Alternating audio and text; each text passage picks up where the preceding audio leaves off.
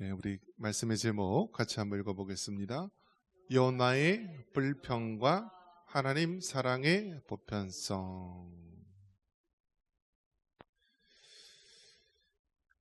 여러분 불평해 보신 적 있으신가요? 뭐 옛날 노래 중에서 짜증을 내어서 무엇하나, 그런 노래가 있죠. 불평하는 것. 우리 사람은요, 참 질성을 가지고 있어서 좋으면은 막 희죽희죽대고 막 좋아하고 웃지만은 금세 힘든 일이 있으면은 불평을 해요. 불평. 불평. 부부끼리도 어떻습니까? 얼마나 떨어져서는 못 살 것 같아갖고 어떻게 하죠? 결혼하잖아요. 결혼. 예, 결혼하고 또 그 사이에서 자기를 닮은 또 자식들이 나오죠. 그래서 떨어져서는 못 살 것 같처럼 그렇게 살더니요, 이제 나이가 들면은 졸업하겠대요. 졸업하겠대요. 예전에는 방이 없었잖아요. 사실은 한 방에 그냥 자녀들 우르르 한 줄로 서서요, 그 한 입을 덮고 막 그렇게 잤었잖아요. 그런데 이제는 어떻습니까? 방들이 많아졌어요. 방들이. 그 나이가 드니까요, 코를 골더라고요. 근데 저는 코는 여자는 안 고는 줄 알았어요. 근데 여자도 골더라고요. 코를 저도 안 골 줄 알았어요. 그래서 어디 갔을 때 코 고는 목사님들 싫어해서 그냥 피하려고 막 그렇게 했는데 저도 예의가 아니더라고 보니까. 자, 나이가 들면은 참 이 코도 골고 참 여러 가지 연약함이 많이 보이죠. 부부끼리도요, 그렇게 좋아 죽더니 나이가 들면은 이제 귀찮은 거예요. 그래서 각방을 씁니다. 각방을 쓰는데 또 더 나가면 어디까지 가죠? 이제 집들이 이제 세컨하우스도 있고 여러 가지 있으니까요. 이제 집들이 따로 이렇게 돼 있어서요. 거기 이제 따로따로 사는 사람도 있어요. 그 남자들이 제일 좋아하는 드라마가 뭐였죠? 그 산속에 나오는 거? 자연인. 남자들이 얼마나 그 좋아하는지 몰라요. 은퇴만 하면은 아주 그냥 산속에서 집 짓고 거기서 아주 그냥 평화롭게 살고 싶다. 바가지 긁는 여자도 없고 거기서 정말 자유롭게 살고 싶다라는 것이 남자의 막 이렇게 소망처럼 여기며 살아가는데요. 그냥 그렇게 있다가 죽기 딱 알맞는 거죠, 남자들은요. 이번에도 이 경상도 지역에 산불이 나면서요, 그 산이 좋아서 들어간 사람도 연락이 안 된 사람이 그렇게 많대요. 어떻게 됐는지, 그 이후로 행방이 어떻게 됐는지 모르겠어요. 나이가 들수록요, 같이 있어야 돼요. 그리고 서로 위급한 상황이 있으면은 서로 연락을 해줘야 되는 거예요. 연락을. 어느 나이 드신 부부가 있는데요, 그 아내분이요, 방에서 안방에서 화장하다가요, 쓰러졌어요. 근데 남편은 마당에서 어슬렁어슬렁 거리다가요, 그 위험한 순간을 잘 이렇게 캐치해서 119에 신고해서 하면은 살아날 수 있을 텐데 그 순간을 놓친 거예요. 결국 그 여자분이 돌아가셨어요. 나이가 들수록 어떻게 해야 돼요? 같이 있어야 돼요. 갑자기 코 고는 소리가 안 들리면 살았나 죽었나 좀 확인도 해보시고 발로 한번 이렇게 좀 이렇게 움직여도 보시고 그렇게 해야 돼요. 나이 들수록. 자, 우리 인간은 이토록 연약하고요, 조금만 틈만 있으면 불평하는 자입니다. 오늘 성경에 나오는 이 요나만 할지라도요, 우리 인간의 이 진면목을 그대로 보여주고 있습니다. 그래도 성경에 여러분 자기 이름이 나오는 그런 선지자라면 어때요? 대단한 선지자 아니에요? 여러분 생각해 보세요. 이사야 선지자가 이사야서, 오늘 본문의 요나 선지자가 요나서, 대단한 거 아니에요? 자기 이름으로 나온 그 성경의 책이 나올 정도면 얼마나 대단한 인물이에요, 여러분. 그런데 그 요나 선지자가 하는 그 꼴을 보니 우리 인간의 모습을 그대로 보여주고 있는 것입니다. 자, 우리 3절 말씀 같이 한번 보겠습니다. 3절입니다. 여호와여 원하건대 이제 네 생명을 거두어 가소서. 사는 것보다 죽는 것이 내게 나음이니이다 하니. 자, 이 요나에게 무슨 일이 생겼습니까? 이 요나는요, 하나님의 선지자고요. 그 당시에는 성경이 완성되지 않았기 때문에 하나님께서는 선지자들을 통하여서 하나님의 메시지, 말씀을 전하게 됩니다. 하나님께서는 요나를 통하여서 그 당시 세계의 가장 중심국이었던 나라, 그 나라의 수도에 복음을 전하라고 요나를 불렀습니다. 근데 요나가 싫은 거예요. 하나님, 내가 왜 우리 나라, 우리 민족의 원수인 저 니느웨 가서 복음을 전합니까? 마치 오늘날로 따지면 일제시대 때 일제 식민 지배하에 있었는데 저 동경 시내에 가서 복음을 전하라라고 하는 말과 같은 거예요. 하나님 그렇게 못하겠어요. 내가 하나님 정말 못하겠습니다 하면서 이 니느웨로 가는 배를 타는 것이 아니라 정반대 가는 그 방향의 배를 탑니다. 그래서 일본 동경으로 가라라고 할 때 말 안 듣고 저 중국 상하이나 엉뚱한 반대편으로 가는 거예요. 배 타고. 근데 우리 하나님은 어떤 하나님이죠? 전능하신 하나님이시고요. 정말 우리 하나님은 그 고집을 꺾을 수가 없는 영원 전서부터 영원까지 마침내 우리를 구원시키시는 그런 하나님이세요. 그래서 요나가 결국은 도망갔지만 그 풍랑 속에서 바다에 빠지게 되고 고기밥 신세가 되는 그런 상황이었죠. 큰 물고기를 예비해서 요나를 다시 한번 가기 싫었던 니느웨의 그 땅에다가 뱉어 놓습니다. 그래서 요나가 살게 됩니다. 자, 그것에서 이제 그 니느웨가 얼마나 큰 성인지 그 당시 12만여 명이 있었다라고 합니다. 지금 연천 땅이 뭐 4만 명 안팎이라고 하는데요. 과거에 12만 명이면은요, 그냥 오늘날로 따지면 수백 배 이상 되는 그런 엄청난 인구예요. 그 큰 성에서 3일 길을 가면서 전해야 될 성인데 하루만 전했음에도 불구하고 그 땅에 있는 모든 사람들이 회개하는 역사가 일어나게 됩니다. 왕으로부터 시작해서 정말 모든 백성들, 하다못해 짐승들까지도 다 회개했다. 다 금식하며 회개했다라고 이야기합니다. 자, 그냥 하기 싫었는데 하나님이 하라고 해서 이제 얼마 안 있으면 이 큰 도시가 멸망할 것이다 하면서 하나님의 그 메시지를 전했는데 자기가 하기 싫었음에도 불구하고 하나님의 그 회개의 메시지, 복음의 메시지를 전하니까 그 니느웨 성이 확 뒤바뀐 거예요.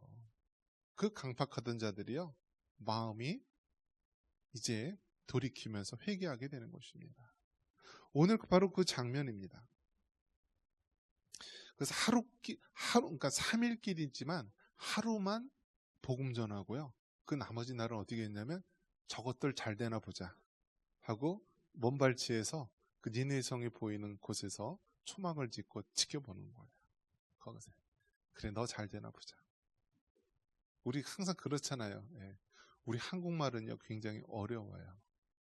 이 서양 사람들이 우리나라에 왔을 때 제일 어려운 게 뭐냐면 말하고 진짜 속마음하고 다른 거예요.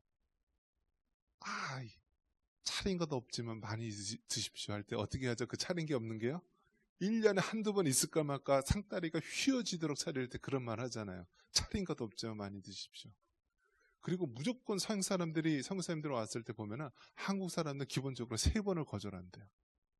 이거 드십시오 그러면 괜찮아요. 안 먹어요. 괜찮습니다. 근데 한 번만 얘기하고 딱 들어가면 어떻게 하죠? 저 사람이 날 싫어하는가 보다, 날 무시하나 보다, 그렇게 얘기하잖아요. 그러니까 굉장히 어려운 거예요. 니느웨가 잘 되나 보자, 그런 마음을 가지고 본 거예요. 그런데 이게 웬일입니까? 정말 자기 마음에 안 들지만 그렇게 하나님 하라는 대로 외쳤는데 그 땅이 변화되는 거예요.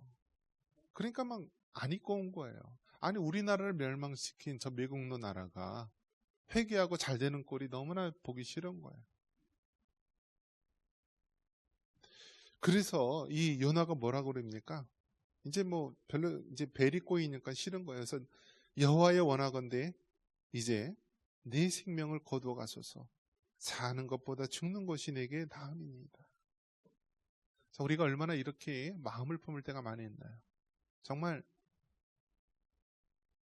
내 생각대로 악인이 잘 되는 것 같고 너무나 그냥 벨이 꼬이고 배가 아파서요. 정말 살고 싶지 않은 거예요. 이게 인간의 죄성의 모습, 불평에 가득 찬 모습인 것입니다. 근데 우리 하나님은 어떤 하나님이세요? 예, 아주 우리 하나님은 너무나 좋으신 하나님. 맞춤식 교육을 하시는 분이에요. 맞춤식. 여러분에게 한번 물어볼게요. 자녀 교육을 할 때요. 회초리를 들어야 돼요? 안 들어야 돼요? 들어야 돼요? 안 들어야 돼요? 그럼 여러분 감옥 갈 준비해야 돼요. 그러면. 과거와 같은 방식으로 회초리 들면은요. 이제는 스마트폰으로 그 맞은 자국 탁탁 찍어서요. 112 신고하면 경찰이 그냥 수갑채 갖고 보내요. 네, 이제는 그러니까 여러분 어떻게 해야 됩니까? 그러니까 살다 보면은요. 그런 일들이 굉장히 많아요. 자녀를 교육할 때도요. 때로는 회초리를 들어야 될 때도 있지만 때로는 말로 해야 될 때가 있고요. 때로는 정말 꾸짖어야 될 때도 있지만 때로는 잘했다고 격려해야 될 때도 있고요. 그래서 어려운 거예요. 어려운 거예요. 수학 문제는요. 답이 있어요. 그래서 그 답을 찾아가면 되는 거예요. 근데 우리가 인생을 살아갈 때는 답이 있어요? 답이 있어요? 얼마나 어려운 문제가 많이 있어요. 얼마나 어려운 문제가 많이 있나요, 여러분?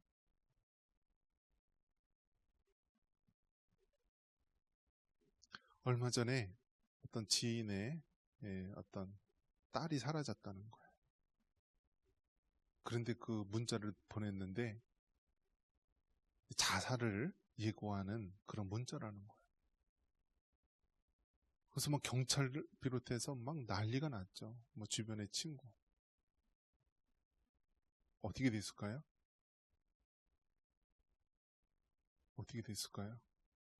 죽었을까요? 살았을까요? 여러분이 어떻게 알아요? 모르는 거예요, 그게요. 정말 그 사람이 죽고 사는지. 나중에는 이제 사는 거로 나왔어요.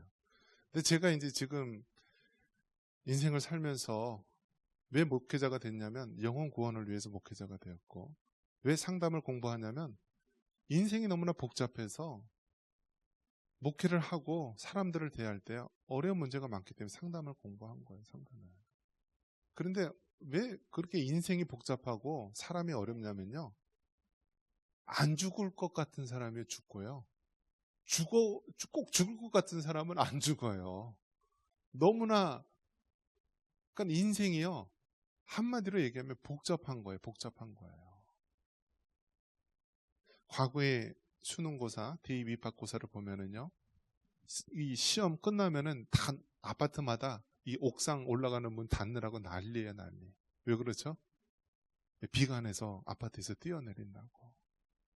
그러면은 대부분 그 공부 성적이 떨어져서 죽을 정도면 여러분 그런 학생은 어떤 학생이죠?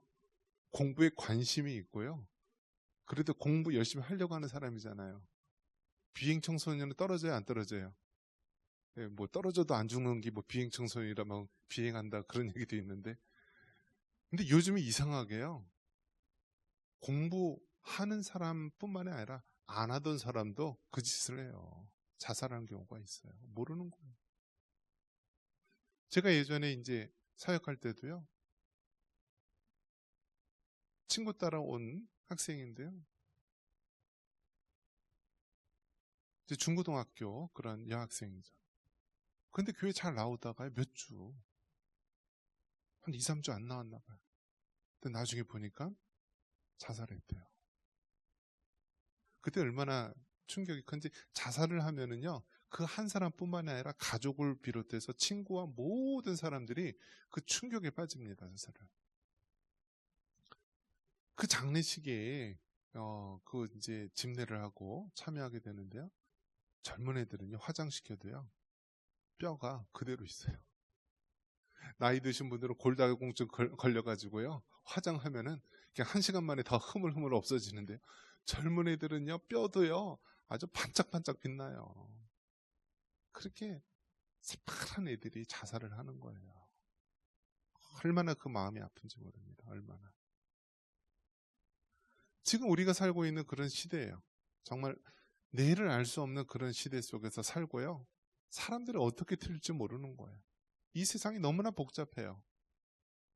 오늘 성경 말씀에 봐도요. 정말 여러 가지 인생에 많은 일들이 일어나고 있는 거예요. 근데 우리 하나님께서는 그 상황에 맞게, 그 사람에 맞게 역사하시는 하나님이십니다. 이 요나라고 하는 사람에게는 아마 굉장한 민족주의에 사로잡힌 사람일 거예요.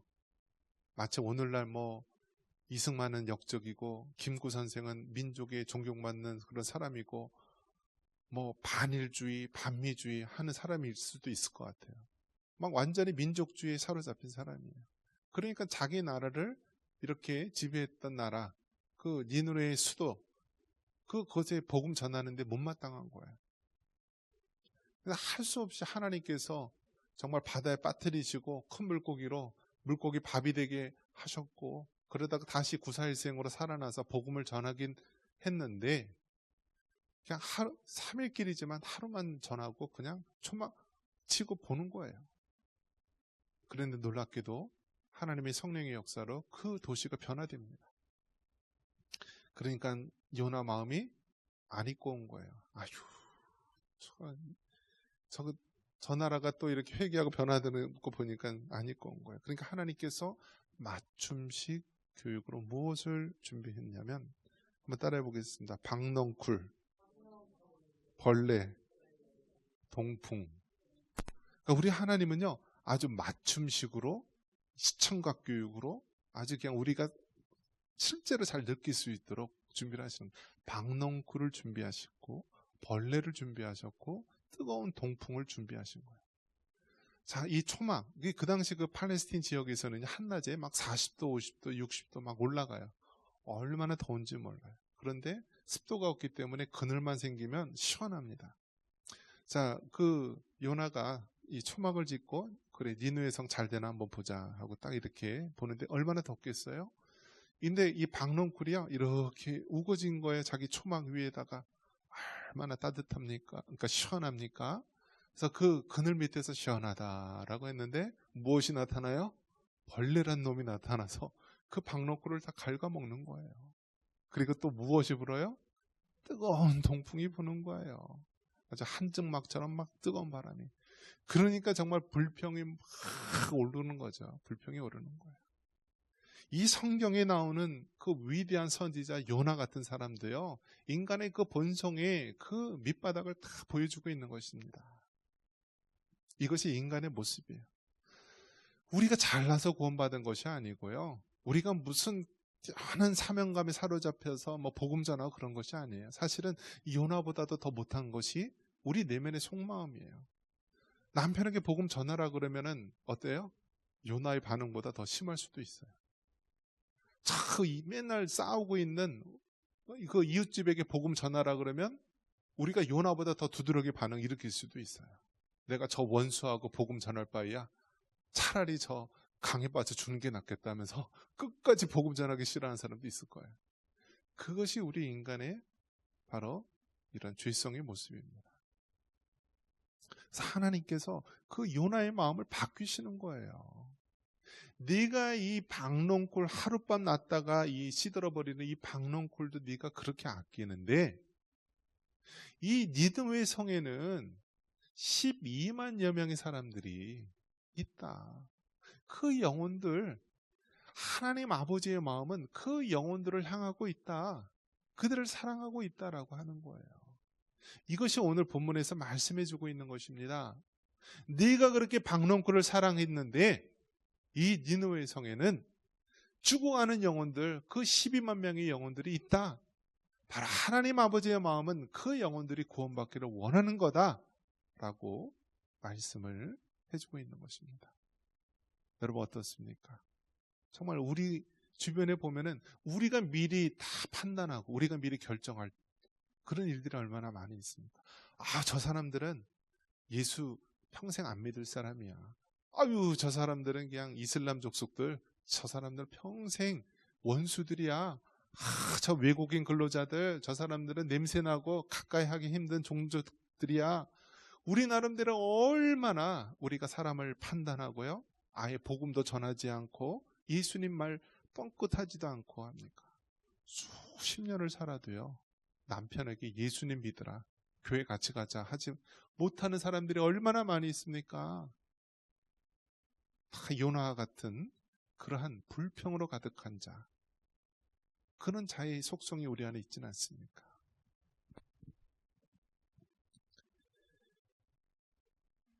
말씀을 정리합니다.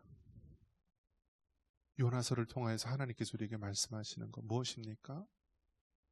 네가 그렇게 하룻밤 났다가 쉬던 저 박농굴도 그렇게 아끼는데 이 니느웨 성에는 하나님을 알지 못하고 죽어가는 자가 12만여 명이다.